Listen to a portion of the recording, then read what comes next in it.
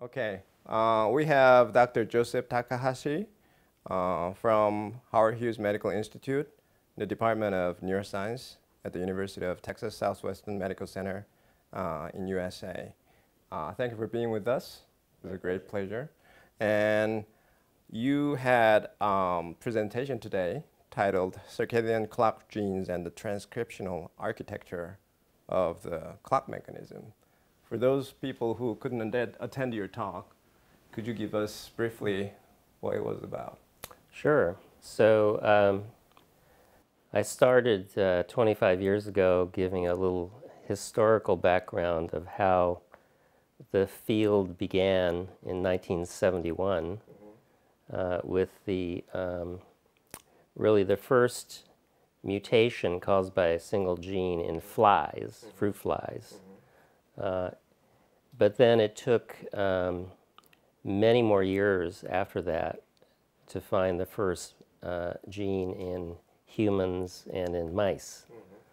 And so my laboratory actually tried to find the first mutants in a mouse, which we did by randomly changing the genome and then screening mice that had altered circadian clocks. So we found a mouse that had a slow clock. It had a 28-hour clock. And then that was, we could show that by breeding. It was caused by a single gene. And then ultimately that mouse allowed us to identify the gene by a very laborious process called positional cloning, which took, in my laboratory, 30 person years of effort. 10 people working together as a team for 3 years. But the payoff was great because the gene was very interesting.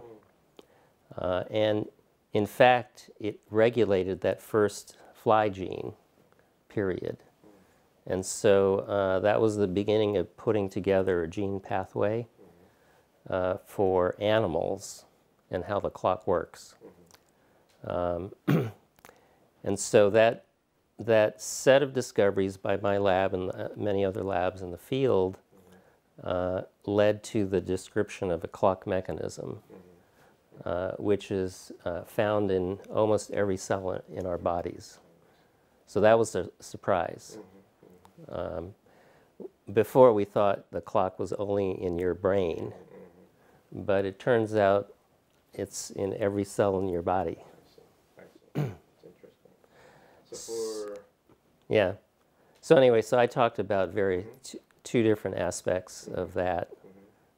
One on sort of the detailed biochemical mechanism of how the clock regulates other genes.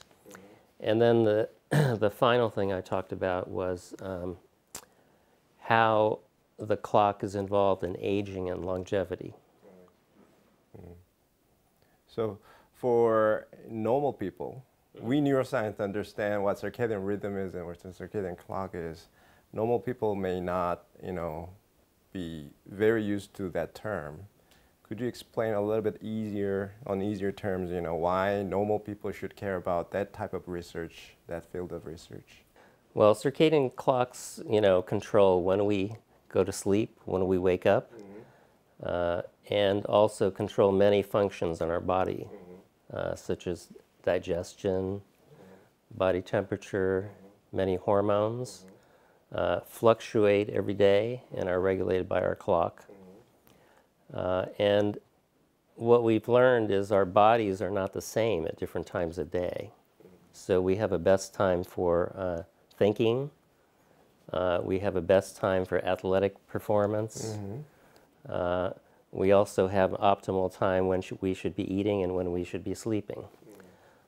So our bodies are really programmed by the clock each day to follow a program it's really been adjusted to adapt to our environment. Okay. So why do you think the biological organism evolved that way? Do you have any philosophical insight on that? Well, because almost every living organism has a clock, from plants to single-cell organisms, Even some bacteria have 24-hour clocks. That says that they're important for adapting to the environment. So one way to think about it is if you're a plant, you know, you have to use the sun to collect the energy, convert it into a carbon source, photosynthesis. That process happens every day, but the plant actually prepares ahead of time to be able to do that, okay? And it regulates all the genes involved in photosynthesis. The other thing that happens is, so photosynthesis involves oxygen, okay? There are many processes that the plant has to undergo that cannot be done in the presence of oxygen. So the way that plants solve this problem is they time shared. They would photosynthesize in the day, and then at night they would do the other processes that were oxygen poor. And so that cycle, you know, became a program that was programmed in their genes. And that's a similar thing that happened to almost all living systems. So now we're unraveling some of the genetic mechanisms. Do you envision any future application of these genetic tools in terms of, you know, improving people's life, you know? Yeah, definitely. So one of the big transformations that I've seen during my career is before we had genes, circadian rhythms were more of a, you know, interesting behavior, almost a curiosity. But many other fields didn't pay much attention because they thought it was not related to what they do.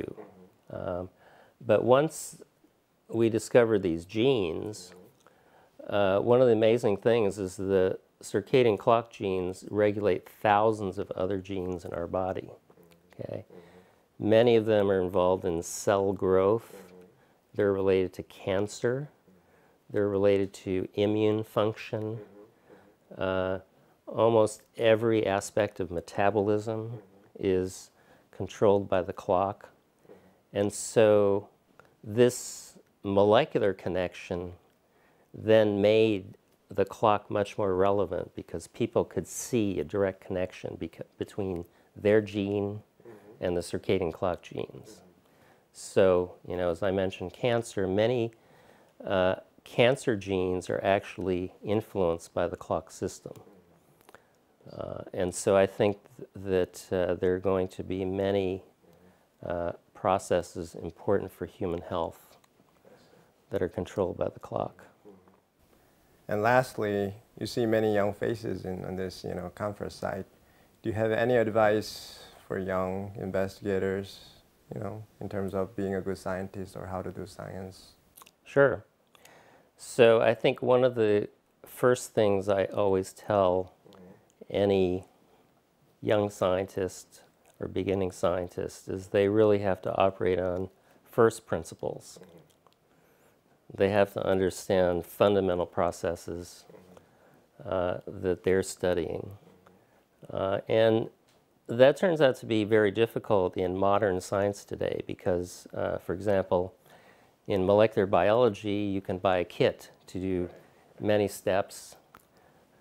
Frequently, the components in that kit are secret. So you don't even know what the components in the kit are. Push the button, it works. And that's right. We use many sophisticated instruments, very complicated. And so you don't have to know how the instrument works in order to operate it. I think that's very dangerous because if you don't have a fundamental understanding of what you're measuring or how an instrument that you're using functions, then you can misinterpret a result or be misled by what the process or the machine might be telling you. And so I think that that's really fundamental, and you know that it takes a lot more depth of understanding. So that's really my first piece of advice, first principles. That's a very good one. So thank you for being us, today, and for your valuable time. We're very honored to have you here. Sure. I hope you will enjoy the rest of your stay in Korea. Thank you. Well, thank you very much. Sure.